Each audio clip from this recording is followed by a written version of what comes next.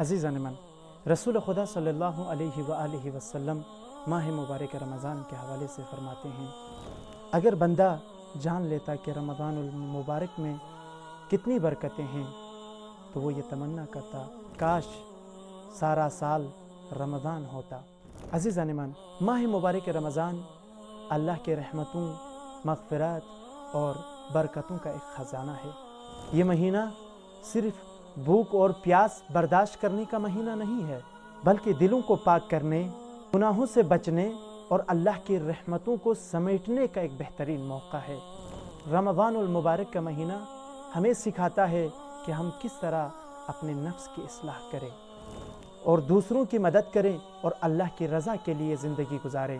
ہم میں سے کوئی شخص اس بابرکت مہینے کی فضیلت کو سمجھ لے، وہ چاہے گا کہ یہ بابرکت لمحہ کبھی ختم نہ ہو جائے۔ آئیں اس مہینے کی برکتوں سے ہم اور آپ فیضیاب ہوں۔ والسلام۔